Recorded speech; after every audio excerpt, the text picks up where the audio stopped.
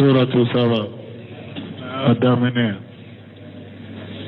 أعوذ بالله من الشيطان الرجيم. بسم الله الرحمن الرحيم.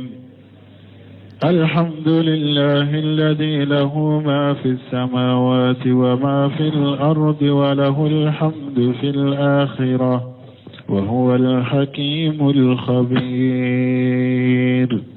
يعلم ما يلج في الأرض وما يخرج منها وما ينزل من السماء وما يعرج فيها وهو الرحيم الغفور. بسم الله الرحمن الرحيم. والصلاة والسلام على نبينا محمد وعلى آله وأصحابه وسلم تسليما كثيرا. سبحانك لا علم لنا إلا ما علمتنا إنك أنت العليم الحكيم. أستغفر الله الذي لا إله إلا هو الحي القيوم وأتوب إليه. اللهم انفعنا بما علمتنا وعلمنا ما ينفعنا وزدنا علما. biye kari suye hijriya bakele ani kemenani ani binani ani woro saharu zul hijja minye hiju kalo sankalo hijra sankalo tani fulana bisunye omugani woro nay miladi nasara ukajate bafula ani muga ani duru sankalo woro na bisunye omugani fulana ande dawda bu masjid raja wambo kono تفسير سورة السبا وهي مكية. نيني سورة السبا أكاد تفسير الدامنة تودي سبا dugu de do na kibariya fora ka dugu mogoyin kibariya fora sora in kono uye sora in togo da wala sora in jigina ka ciden to makka sigi de la o ya sura ma hijra ke kata madina. a'udhu billahi minash shaitanir rajim. bismillahir rahmanir rahim. ambena ni sura in kala in damina ni ala togo nyuman be ne malla bolen tigide alaye nemal la sebaga de alaye aka jonyuma yawmal qiyamah don. alhamdulillah ala kotanu be alaye alladhi lahu ma fi samawati wa ma fil ard. masami fengo fembe sankaba woron fulala be ya letaye fengo fembe duguma kololon fulala be ya letaye. وله الحمد في الآخرة تنوب على على دي تشويا بلا جيا عن الآخرة وهو الحكيم الخبير على دي كيري تجبعي على دي بكو كونونا نكنم لا بدو. يا لو ما يليج في الأرض وما يخرج منها fengo fembedo dugu jukoro ala babedo o kera fenkishebe ni yere bado dugu jukoro kera sanjini jimunu be jigi dugu kolo jukoro ala babedo fengo fembe bo dugu kolo jukoro fana ala babedo minye falen fenye ani jimunu be bo akoro. wama yanzilu minas samai ani fengo fembe jige kabo sanfe minye sankise uye ani alaka nyamar kamunu be bo sanfe ka jige. wama ya aruju fiha ani fengo fembe yele kata sanfe minye hadama deun ka bara nyuma uye anuka kuma nyumo anona nyuno wa huwa rahim arad ala de yenne malikelay al qafur ala de jon sutura bagay ibe ala soso abi sutura mote bo kalama aba ya faye ibn kasir ko rahimahullah yughbiru ta'ala an nafsihi al karimati ala banki bariya kabwa yere mamma sammin kabbo anna lahu alhamdu almutlaq fi dunya wal akhirah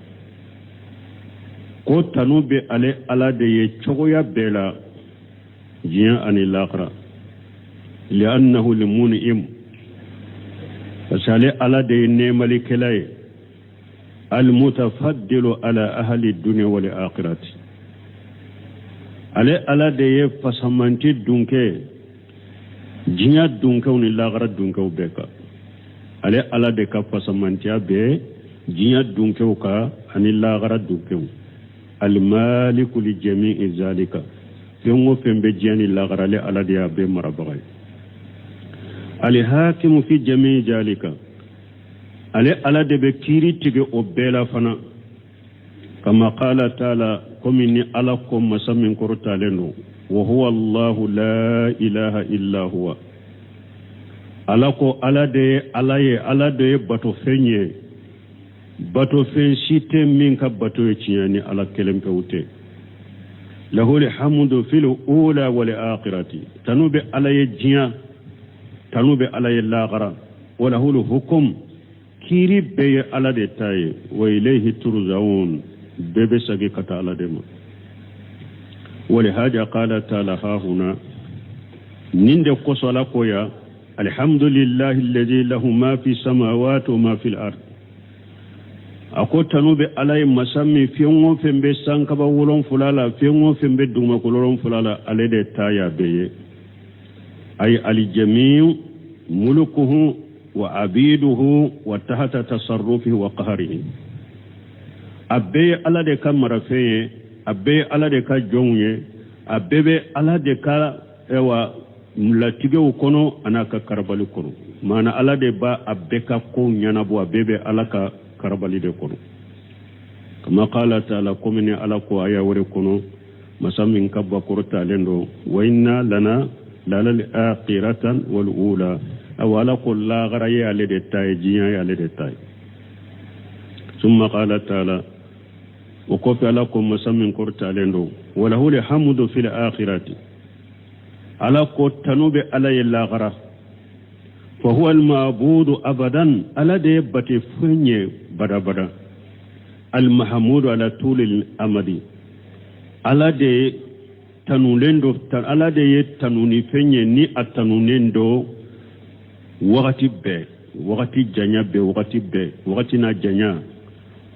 ala de tanunendo abela wa qawlu ta'ala ni ala ko masamin koro ta'ala no huwa al-hakim ala de kodon masala de kiri masai ay fi aqwalihi wa afwalihi wa sharaihi wa qadarihi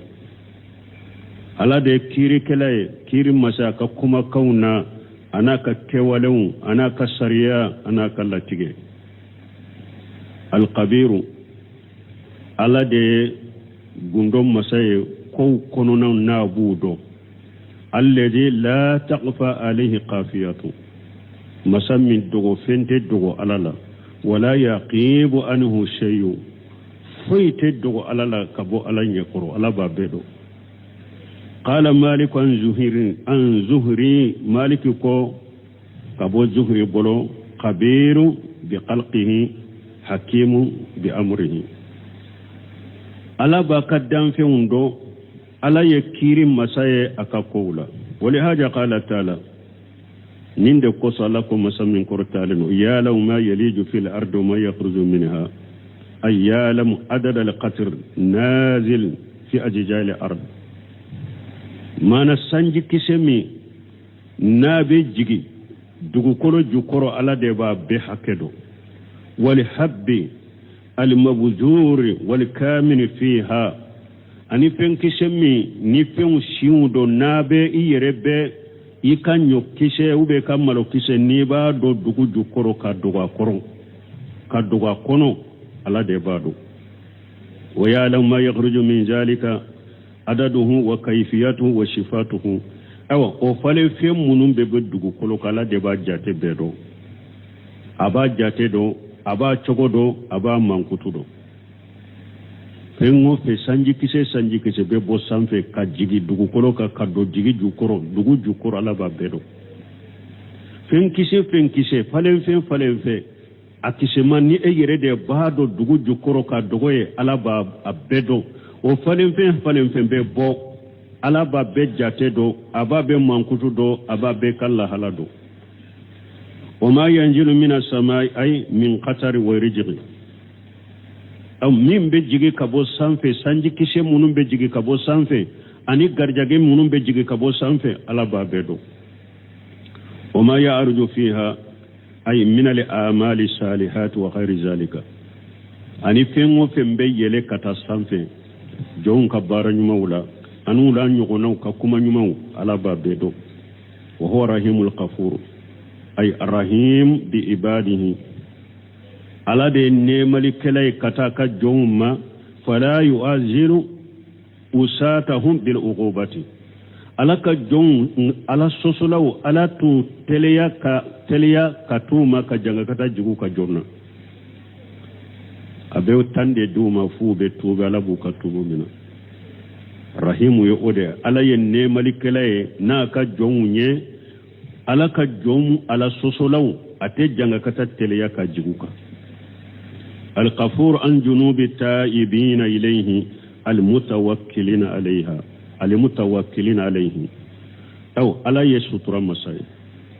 جنوب يافا مسار مغوية مغمون بتوبي كتا ألما نوبو كودا ألكا ألا بأولوف نسطر كوكا جنوب يافا ويه وقال الذين كفروا لا تأتينا الساعة قل بلى وربي لتأتينكم عالم الغيب لا يعزب عنه مثقال ذرة في السماوات ولا في الأرض ولا أصغر من ذلك ولا أكبر إلا في كتاب مبين. وقال الذين كفروا alakum mu'minun kafir yara la tatina sa'atu ko jiya wulitena uluma ko qiyamate jo qul mamra fuye bala wa rabbi inkalna nintigi alay la tatiyannakum wallahi qiyama bina awma la tatiyannakum qiyama bina awma alimul ghaibi ewa ko dogolen do bagay alade la ya'jub anhum misqalu jarrati fi samawati wala fil ard fuyte misqala jara hakke denga bileni fitini hakke o teddogo alala nabe sankabawlon fulade la teddogo alala nabe dugma kolon fulade la wala asqaru min zalika ani harif femmin kaddogoni femmin kaddogo denga bileni nya harif femmin kaddogo no yede nabe sankabawlon fulala be dugma kolon fulala ala ba bedo wala akbaru ewa fente fana min kabo denga bileni nya nabe sankabawlon fulada abe dugma kolon fulade lawa illa fi kitabin mubin fonni mbebe alaka gafe malabe alaka kitabu mangelendo lahul mahfuz nimbe sabele mbala bun kasir ko hajihi ihdal ayati salas allati la arabiya lahunna akun ninye aya saba dola kelenye aya saba min ninani na tula مما أمر الله تعالى رسوله صلى الله عليه وسلم أن يغشم بربه العظيم على وقوع المعاد آية سبامي ni ala masamin korota lendo na ya kaciden ya mariya ko kakkala na tige alaye alamin kabwa kakkal naye ko khiyama beke fana be aya sabare ni ala ci de nyamara ko kakkale ni alay ko qiyama be jo aya nyamara no ya aya sabare la nane na tula lamma ankarahu man ankarahu min ahli al-kufr wal inad tumami munu nye qiyama jolin nan kariya kafirun la ani kana gelew ala ya nyamara aya sabala ko kakkale ko qiyama be jo فإهداهن في سورة يونس آية 70 ودولة كلمة سورة يونس كنو ويستنبئونك أحقه قل إيه وربي إنه لحق وما أنتم بمعجزين سورة يونس كنو آية بدور نسبنا ألا كافر بنا كباريا نينوفي yala qiyama koy cinya dowa ubena tibariya nyini fe ki nyininka yala muhammad qiyama koy cinya yawa qul mamura fuye nuna ni nyininka fuye wa rabbi inkalna nintigi alai innahu la haqq qiyama joli ye cinya de wama antum bi mu'ajjina aw tetaka ala dafana ne aya foloy alay ci den nyamariya kakkalini alay ko qiyama bejo wa saniyatu hajihi aya fulana ni aya wa qala alladhina kafaru la tatina sa'atun qul bala wa rabbi la tatiyannakum aya fulana ni mogo mununya kafiru ye ko qiyama tena uluma mamura fuye والله وربي نكلنا ننتقي علي لا تاتينكم والله قيام بينهما وثالثة آية 7 في التغابون أبي سورة التغابون يقولون جام الذين كفروا ألا يبعثوا قل بلى وربي لتبعثن ثم لتنبؤن بما عملتم وذلك على الله يشير سورة التغابون آية ولهم فلنا alako jama alladhina kafarakum mo ya galon fo mo munun kafir yara alla nyubu asukulu tekunu kul mahmura fu yabala yabo wa rabbi inkalna nintigi alai la tub'asunna wallahi ala ba au kunu thumma latunabba'unna bima amiltum ukufi wallahi ala ba kibariyana ka barake tawye wajalika lillahi yashiru wa kanu wala bulu ninde aya 7 aya munu nikide ala ya nyamara kakkali ko qiyama bejke summa wasafahu bima yuwakkiru zalika wa yuqarriruhu o ko fa ala ya qiyama komma kutu finni fenye nimbe qiyama joli ka ayranna ka qiyama joli geleya ka ayranna ka geleyan ka ko qiyama bejo ani kasabati ako alimul ghaib قد ولندم بغي على دي لا يعزب عنه مثقال ذرة في السماوات ولا في الأرض ولا أصغر من ذلك ولا أكبر إلا في كتاب مبين قال مجاهد وقتادة مجاهد وقتادة لا يعزب عنه لا يقيب عنه تدق على الله أي الجميع الجميع مندرز تحت علمه فلا يغفى عليه شيء أبي فم بي على كدوني دي كونو فويت دغ على الله فالإذام كلو وين تلاسعت وتفرغت وتمجغت كلو هرني كلوني نا كرولا أفرفرلا أتيجتيرا كفربوكا فهو عالم أين جهبتي كلو انتارا يرمي دغ كلو يكون على بابيدو ni hada madon kolo ni donna kaburu kono kolo korola kaburu kono chogo utige kaburu kono chogo u fara la kaburu kono chogo u fara la bogo ka chogo ala be kolo nunundo utara yoro me bogo yin kono wa ina tafarraqat anu fara la yoro ewa u fara la bogo yin kono yoro ma ba beto summa yuiduha kama badaha awwala marrati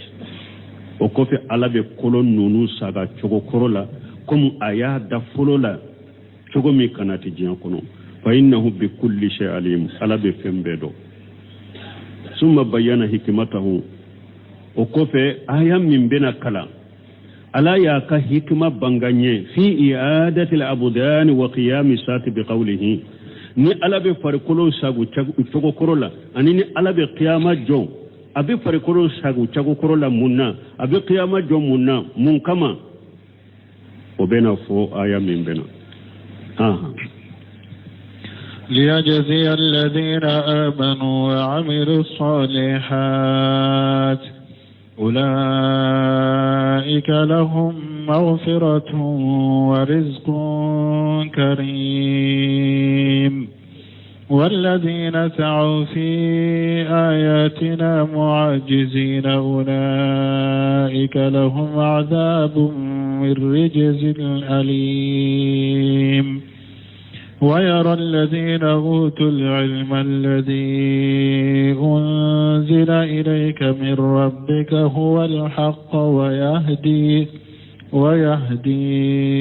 إلى صراط العزيز الحميد ليجزي الذين آمنوا وعملوا الصالحات ألا بيحفر كلو ساقو چوكو كرو لا قيامة كقيامة جو منا پورو مؤمنو سرا مؤمنو منو لمنيا حقيقة كولو سرا أني بارا نيما كلاو پورو كولو سرا قيامة جو كنيو دي مؤمنو دفل ني بارا نيما كلاو پورو كو سرا وكا بارا لا أكاچا قرآن كنا لبنونو فلا فرانيوغونكا لمنيا أني بارا نيما ودعت الحسن البصري يقول ليس الإيمان بالتهل ولا بالتمني ولكن ما وخر في القلب وصدقه الأمل الحسن البصري يقول لمن ياتي كان نتنى مؤمن وبه كي مسر لمن يمنون مسري أقول لمن تويد أقول لمن يد من سبت راي بسكون كنو إكاكي ولو يايرا ka baranymo ka kera wala yaira limana ye ode kuma fote dala drone mu'mini ay fo bara de kasoro wa amilu salihat baranyuma ko sarati fulade bara ka khalashi ala kelempe wiye ni bara makrashi ala kelempe wiye dro ye shirkuye faman kana yarju liqa'a rabbih falyamal amalan salihan wala yusriku bi ibadati rabbih ahada alakum mu'min benne alaka kumbe nyogonya jigi qiyama baranyuma kede ikana fuyi farane alaka baranyuma ina dusun kala simbale mo fuyi mangale nay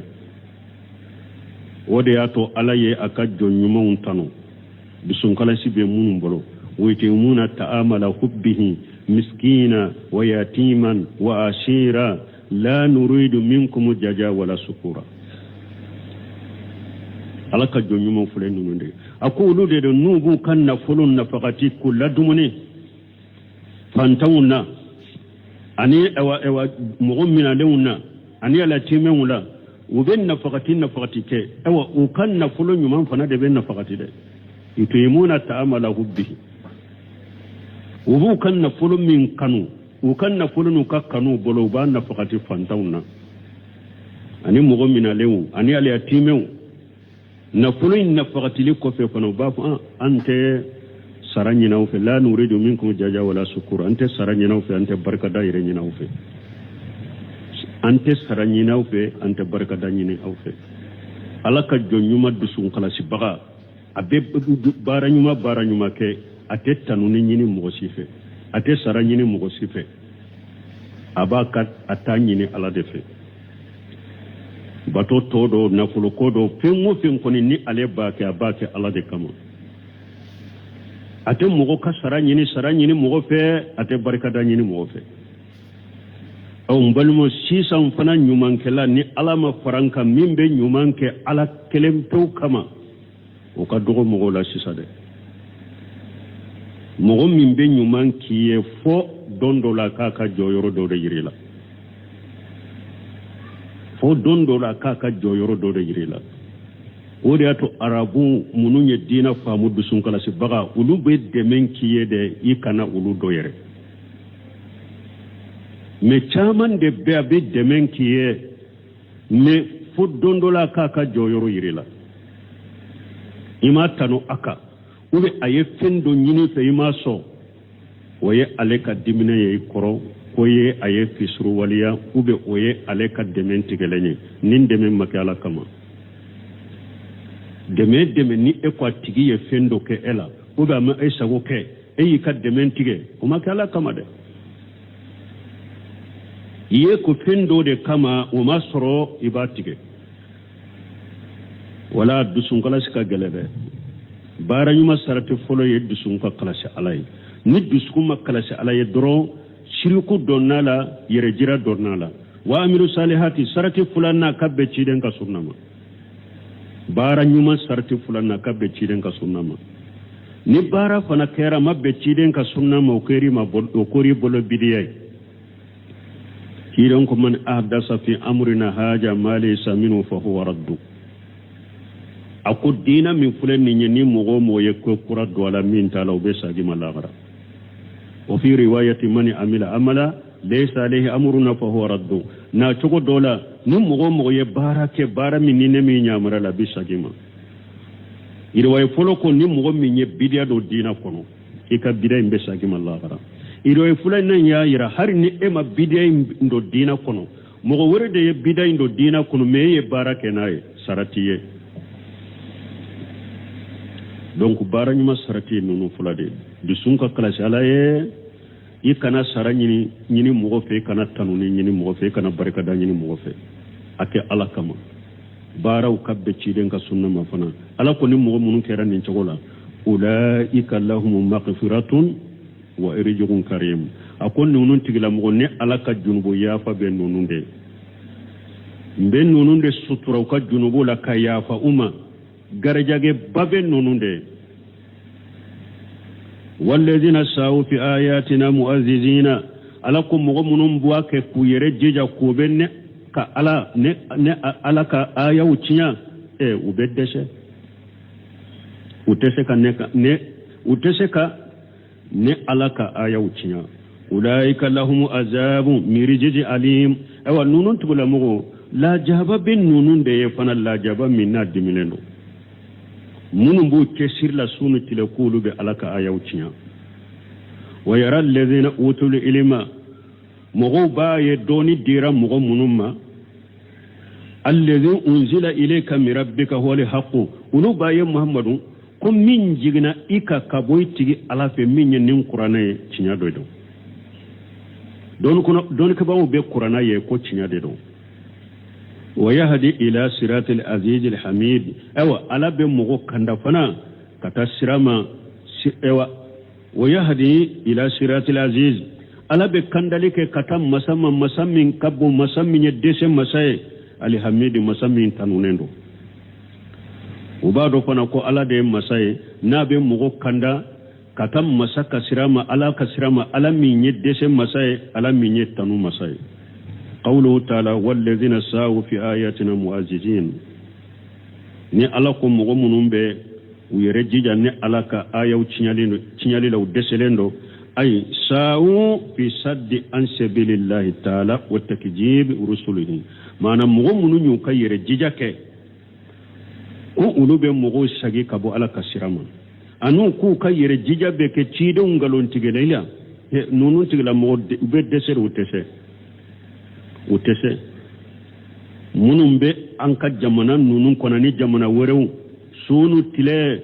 nu bala kunu be alaka aya uchinya ube kalaka dina chinya ube kamugo usage kabwala ka dina ma ube kamugo lashika ala kola ku lashika qur'ana la ku lashika chiden kola ku lashika lagara kola ni subuhatun aya subuhatun nyine ne ku bila mugoka ani hadisa subuhatun nyine ku bila mugoka muazzijina abebe dese utese ka nindina tinya utese ka mugosage ka kabo nindina ma wala tubun kasir ko ay sawu fi saddi an sabilillah mu'minu yu kayre jijake ku katama nu ka boli boli uke ku be mugo sagi ka bo ala ka shirama wa takjilu rusulihi ani ka ke sababu ka ala ka cide ngalon tigaya ani ka se ke sababu mugo ka cide ngalon tigaya u be desede u tese o de yato cinya tiwu mugo munun ko qur'ana ni sunna ahli sunna wal jamaa mbode fo watibbe ko jinya kono aka sabata ka hakili sigilen ka to aye sabata ka hakili sigilen ka to dina cinya min dira awma fokata jinya wulili surunya ala be pinye suma min duman min nati pinye suma le min nati nabe mu'mini be nimbina ka bo jinya kono ka jinya wuli kafiru ka fokato wakati she ni sunna te bo dugu kaloka sunna ni cinya o te bo dugu koloka fokata jinya wuli surunya ate bo dugu koloka ube nani sira sira ube nani koko bu yere de sege ube dese obe ye cinya tigo fana malla jarabi de pour afana kala jarabi aka jija aka kesiri abaka dina kala cogo mi ka famu pour ni subuhatin ko nyagambele munum bena uma abu ujabi cogo mi abu sagi cogo mi pour aw fana ka jija wala jarabi de do sino mo site sen ndina la ube dese awa dese doronte de ulaika lahum azabun min rijj alim dese doronte ay ulaika lahum azabun min rijj alim ay liyuni ima suadaa liyuni ima suadaa min almu'minina dun kasiru fuleka sagi kata aya yu folodema liyajzi alladhina amanu wa amilu salihati ay fuleka sagi kato dema ay liyuni ima suadaa min almu'minin ala bi qiyamah jode puru mogo kunna dun mu'minin mogo kunna dun kulu nema wa yu'adhiba al-asqiya min al-kafirina aw ana kunna ngon kafirun ana ulul lajaba kunna ngo kafirana ulul lajaba kama qala kumni ala ko ayawre kono la yastawi ashabun nar wa ashabul jannati humul faizun ala ko tasuma dunkew ani arjanna dunkew nonun te kelenya de arjanna dunkew lu de ni yoro soro bagaw ya nonun de ni yoro baw soro ni ala ko qawluhu wa yara alladhina utul ilma ni ala ko mugo baye doni dira munuma alladhi unzila ilayka min rabbika wal haqq hadhihi hikmatu ukhra ma tufatu ala allati qablaha ni ala ka hikma wore ni ala ya foka da fenka mimbanye wa hiya anna al mu'minina mana ala yimman kutu folo do fo mu'minuma mana qiyama joli hikima ala ya afolo fo oye munye pour ka mu'minu bara nyuma kala usara wa hiya anna al mu'minina bima unzila ala urusuli ija sahadu qiyama sa'ati wa mujajat al abrar wal fujjar بالذي كانوا قد علموا من كتب الله تعالى في الدنيا أروه حينئذ أين اليقين ويقولون يومئذ أيضا معنى alakum mu'minu baye mogo munu doni be mogo munu bolo ulu baye ko qur'ana min jigina ka kabo itigi alafe ko cinya dedo mana ni ala ko ala ye mu'minu qiyama jabe mu'minu sara abe mu'minu sara nemala bo ala nana qiyama joli hikma wore munye ala nana ni fana fo ka fala hikma foloyinka min ben ninye ka fo ni qiyama jora be jora qiyama keneka ni mu'minu nu jora qiyama keneka nu yere sere yara qiyama jolima o mujajat al abrar wal fujjar ani nu yere sere yara ala ko ala yumugo nyuma sara kam mugo jugu sara billahi kanu qad alimuhu min kutubillahi ta'ala fi dunya utunye mindo alaka kitabu kono jiya ko ala be bara nyuma kala usara lagara ala be fajiru sara lagara mu'minu nyu umin kala alaka kitabu kono ko do alaka kitabu kono jiya kono nu yo oye o kera qiyama keneka arawuhu hina yiji aina al-yaqin o waqatu baye dankan ya yeli parce que ko fula de be ilmun yaqinu be ainul yaqinu be mu'minu ilmun yaqinu bu bolo ka fo mogo nyuma be ala be qiyama jobi sara o ye ilmun yaqin fajiri be ala be qiyama jobi sara o ye ilmun yaqin ni qiyama jora uyaye ala ye mu'minu sara ka fajiru sara abeke ainul yaqin ainal yaqin waqati abeke ainal yaqin mana unya ya yeddan kan yaka obeke o waqati o yaquluna yawma izaida o do mu'minu ba fo tuguni laqad ja'at rusul rabbina bil haqqi ha ba fo antigi ala aka cidon unana mane cinya yede cidon nyemmin fo an ye jiya kono cidon nana majiya kono ne cinya de parce que yo fe fanya jiya kono qiyamah kene kaya abekera mu'minu benni fo yaqulu aida mu'minu ba fo tuguni haja ma wa'ada ar-rahman wa saddaqa al-mursalun ni qiyamah jora mu'minu ba fo awa antigi ala yallahi don ayallahi don nyogonya ni don minye o de fulani nye ci don nye cinya fo de nuko qiyama be jow ye cinya fo o de fulani nye laqad labistum fi kitabillahi ila yawmil bas aw mena akakibariya mena alaka kitabu kono fokata saka kunu do fa haja yawmul bas mu'minu ba fo bi de saka kunu do ni ويرى الذين أوتوا العلم مغوبا يدوني دير منما الذي أنزل إليك من ربك هو الحق وبعد كم من جنا إيكا كبويتك على فودي تشيني ويهدي إلى صراط العزيز الحميد أو على دبي مغو كندكتا مساك سرما مسا من يدسي مسا تنو مسا العزيز هو المانع للجناب أجيجو مني مسا من نفوي تشكا شاما afamfela kumanchiyalen do damfembe mamgosite seka shama alladhi la yukhalabu wala yumanu masammi pente shala wala yumanu fuite seka abalina bu ko abe minke balili bagatala she bagatala fuite mimbe she alala bali bagati alala na ko be minke la jeju yode bal qad qahara kull shay ala de yefembe karaba الحميد في جميع أخواله وأفواله وسرائه وقدره أيوة على التنونندو أكاكما بلا على التنونندو أكاكيوالي بلا على التنونندو أكاسريا بلا على التنونندو أكالاتيك بلا وهو المحمود في ذلك كله على التنونندو نبلا وقال الذين كفروا هل ندلكم على رجل ينبئكم إذا مزقتم كل ممزق إنكم لفي خلق جديد أفترى على الله كذبا أم به جنة بل الذين لا يؤمنون بالآخرة في العذاب والضلال البعيد أفلم يروا إلى ما بين أيديهم وما خلفهم من السماء والأرض إن نشأ نخسف بهم الأرض أو نسقط عليهم كسفا من السماء إن في ذلك لآية لكل عبد منيب. ni aya ulala benan kibariya kafiru kanna gelew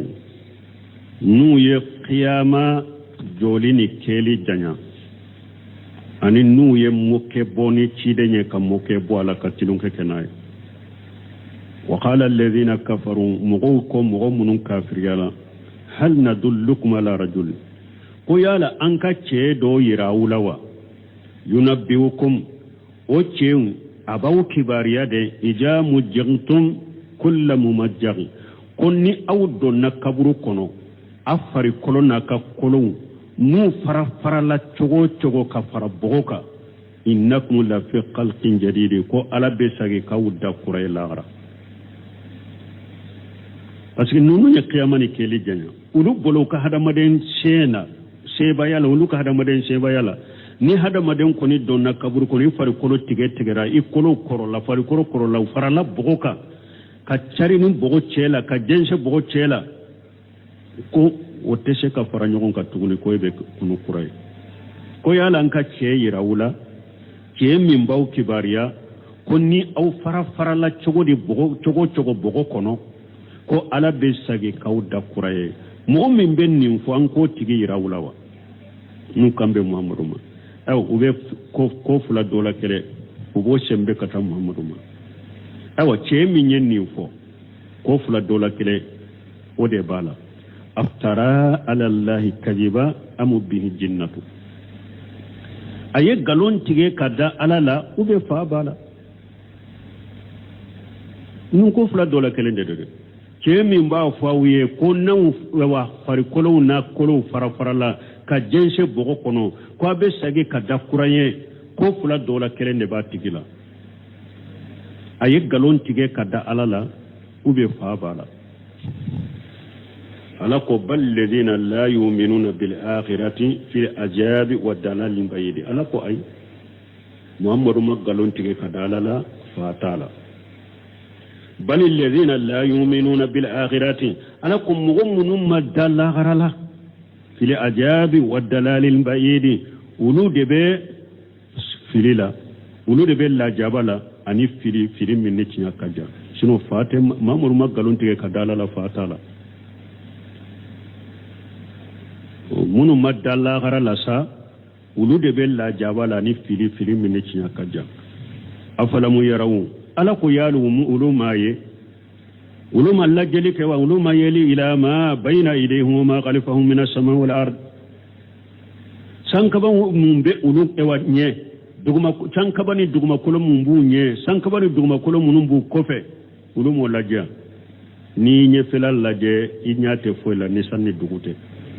ni ko felal la je inyate foila sanni dugute sanni ewa nu ulu nyabe ni sankaba wolon fulani duguma kolon fulani munye unyabe ni sankaba wolon fulani duguma kolon fulani na ukofewo yala ninte ke ulu matama she ko masamminye nunun da bese ko ulu da kurai inna sa na ajarane alay yakhsifu bihim al arda kutama toto dugu kolo kambe dugu kolo jiginuye aw nusqita alayhim kisafa min as-samai ubem be sankaba yoro do tige kabiukay inna fi jalika alako alebe abenni na sankaba lon fula dalini duma kolon fula dali la yata li kulli abudin munib taman siben nonu na jon kelen jon min ba yere sagi katalama kuma samin yen nonu da be saka mu kunu kiyama ibn kasir rahimahullah haja iqbaru min Allah azza wa jalla ni nyakbar yaye kabo alafe masamin kabba kurtalenu ani istibadil kafarati al mulhidina qiyam as-sati na ban kibariya kabo kafiruma ani kanna gelewu mununye qiyama jolini keli janya واستذائهم بالرسول صلى الله عليه وسلم في غباره بذلك أن نو يمكبوك نتلونك كنتشيدم فانا فاسيه تمام تشيدن يو كبرانوي تمام تشيدن يو كبران قيامة جولي ويمكبو نتلونك كنو فانا ألاكو قال الذين كفروا هل ندلكم على رجل ينبئكم إذا مجغتم كل ممجغ أي تفرغت أجسادكم في الأرض yalin kaw kibariya an ka kibariya kam mo do fawiye ka ce do fawiye na fari kolo fara la dugu kolo kono wajahabati fiha kullu majhabin na fari kolo tara dugu kolo fambe wata majagati kullu mumajjagi na fari kolo fara la chogo be dugu kolo kono innakum ay bada hajali hali ko aw ola halain kofe la fi khalqin jadid wa be sagi kadakuraye ay tauduna ahya turjaquna ba'da zalika ko be sage ka kinyana maw yennin nimbe ke awla ko ala baw garjage o kofe mo min ben nim fo awye an ko yirawla wa huwa fi haja al-iqbar awa atigi aka kibar yalim min fulan ne yayin nin kibar yam min fo la yaqulu amruhu min qismayn aka kote bo ko fula dola kelen ko imma yakuna qad ta'ammara al-iftira'i ala Allah ta'ala imma aya yiretu ka galonda alala annahu qad awha ilayhi zalika imma aba yiretu ka galon tige kada alala ko alayo o wahu kana alema kasur alama wahu kana ama aw annahu lam yata'ammad ube ama galon tige de ama yiretu ka galon tige de lakinni lubisa alayhi kama lubisa ala mantuhi wal majnun me ko de nyagambira bolo komi pendo mbali ume fato ko be nyagamba bolo chogomi na be pen fate min kalami imma ayoye ولهذا قالوا نند كسوكو افترى على الله كذبا ام به الجنه قال الله رد عليهم ala konni ala ya aradduka kafiru munu nyen fo ko cire nye saka kunu min fo ko aya yere tuko ka galonda alala ko alaye ni foye kasurala ma foye ube ama yere tuko ka galon tigede me fato de do aka fato ya inde ya bilan kuma folila ala ya radduka ala ko bal ako ai ako cire magalon tige ka dalala fatote الذين لا يؤمنون بالآخرة في العجاب والدلال البعيد أي ليس الأمر كما جامو كوين تقوم ولو يقلون فشكومي ولا كما جهبوا إليه كوين تقوم ولو تاران كوين نفع شكومي كوين تو شكولا بل محمد صلى الله عليه وسلم هو الصالح البار الرشيد الذي جاء بالحق aw muhammadu yemmo nyumade muhammadu yemmo bari lende muhammadu yemmo hakilimade ani min nana cinyado de ani min nana cinyade do wa humul kajabatul jahalatu al akhbiya'u aw ulude galon tigelawye ulude jahilu de ulude hakilin tawye namba fu mi man naluma ulude yoye muhammadu tede muhammadu yemmo nyumade baru mogo bari lendo rashidu hakili made do fatote alladhi jaa bil haqqi mamuru minna ni cinyai wa humul kajabatul jahalatu ulu kafiru mununya saka kunun nakari ulu de galon tigelawye ulu de jahiluye al aghbiyahu ulu de nalumawye fil ajabi ay al kufri المفضي بهم إلى أجاب الله تعالى وبكافرية دلا كافرية من بول لا شالك الله جبما مسا من قرطة لنو والدلال البعيد من الحق في الدنيا أنو بكافرية لا كافرية من جيا كنو ونجيان كجا كافرية من كجا جيا ما جيا كنو ثم قال تعالى منبها لهم على قدرته في خلق السماوات والأرض وكفي على كنابو كباريا وحكي الجيجين sanka bawlon fula dalila duguma ko lon fula dalila ay haysutuma tawajjahu aw naw ya nyasi yoro wajahabu na tara yoro fasama'u mujallilatu alaihim atara yoro sanka ba a pirisoli madero sumala madebe na be suma dawka atara yoro wali aradu tahatahum utara yoro dugu kolobu ewa ukorode la nyini yede na utara yoro sankaba baw sanfe na tara yoro dugu koloba au dugu made kama qala taala komini alakum masamin korota lendo kama qala ajja wa jalla was-samaa banaynaha bi aidi alako alayhi sankaba dani fangade wa inna la mushiuna awa ale ala de masai ka sankaba yurwa wal arda farasnaha fanyamal mahiduna ale ala de yeddu kolo fense baganyana minya alai wala wakati seraya ni ala sonna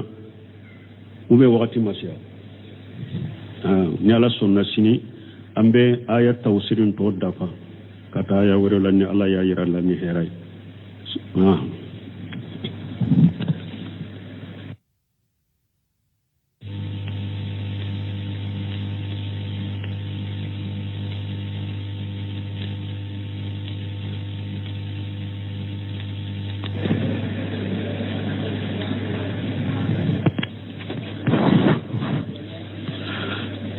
سورة سبا الدامنين. أعوذ بالله من الشيطان الرجيم. بسم الله الرحمن الرحيم. الحمد لله الذي له ما في السماوات وما في الأرض وله الحمد في الآخرة وهو الحكيم الخبير. يعلم ما يلج في الأرض وما يخرج منها وما ينزل من السماء وما يعرج فيها وهو الرحيم الغفور. بسم الله الرحمن الرحيم. والصلاة والسلام على نبينا محمد وعلى آله وأصحابه وسلم تسليما كثيرا. سبحانك لا علم لنا إلا ما علمتنا إنك أنت العليم الحكيم. أستغفر الله الذي لا إله إلا هو الحي القيوم وأتوب إليه. اللهم انفعنا بما علمتنا وعلمنا ما ينفعنا وزدنا علما. biye kari suye hijriya bakele ani kemenani ani binani ani woro saharu zuli hijja ninye hiju kalo sankalo hijira sankalo tani fulana bisuye omugani woro nay miladi nasara ka jate ba fula ani muga ani duru sankalo woro na bisuye mugani fulana ande dawda bu masjid rajja wambo kono tafsir suratu saba wa hiya makkiyatu. Ninye suratu saba akat tafsir damina to de saba dugu de do na kibariya fora ka dugu mogoyin kibariya fora sura in kono uye sura in to da wala sura in jigina ka ciden to makka sigi de la uya sura ma hijra ke kata madina. أعوذ بالله من الشيطان الرجيم. بسم الله الرحمن الرحيم.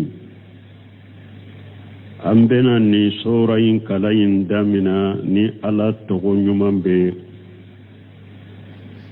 نيم الله بولين تيجي على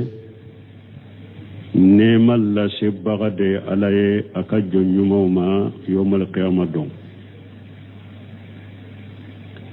الحمد لله على قطنوب عليه الذي له ما في السماوات وما في الأرض. مسامي فيمو فيم بسان كبورون فلا بيا لتاي فيمو فيم بدوما كلورون فلا بيا لتاي وله الحمد في الآخرة. تنوب عليه على دي تشويا بلا جيا عن الآخرة.